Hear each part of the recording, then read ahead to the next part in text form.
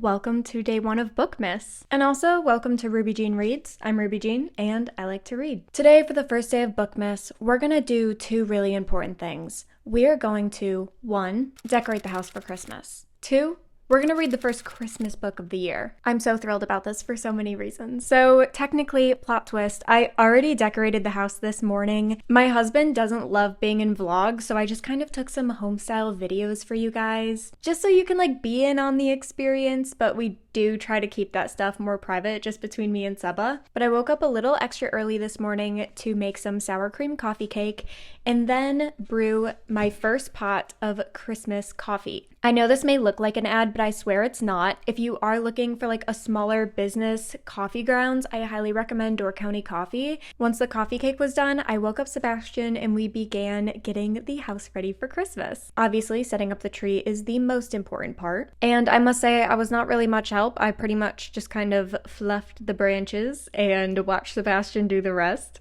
Then, of course, we hung up the star, which I think is pretty special. Soka seemed a little confused by the whole process, but she adapted very quickly to all the changes. Then, of course, there were little details around the house, like pillows, mugs, all things like that. And then we just got to sit around and enjoy our nicely decorated living room while eating some coffee cake. It was a great morning. Honestly, it was the best way to possibly start my day. Sadly, though, Sebastian has gone off to work, and it's just you and me.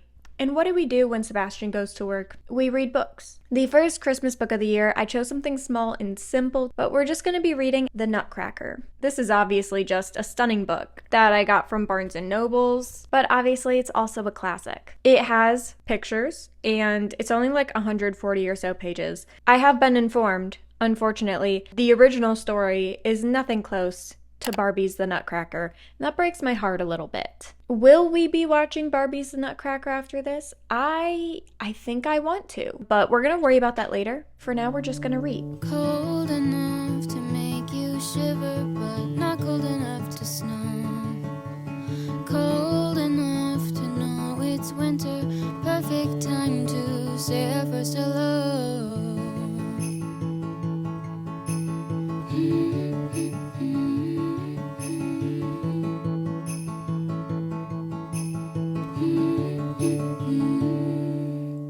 So I'm sad to say that I was correct that the book is nothing like Barbie's The Nutcracker, unfortunately.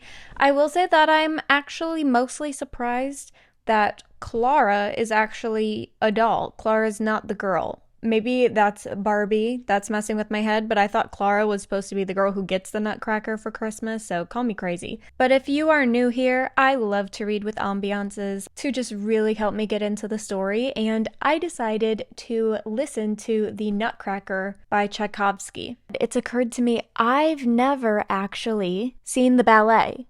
And I really want to see the ballet. That's something I really want to do. So I checked, and you can actually watch the full ballet by a professional studio on YouTube. That is definitely what I'm going to do as soon as I finish this.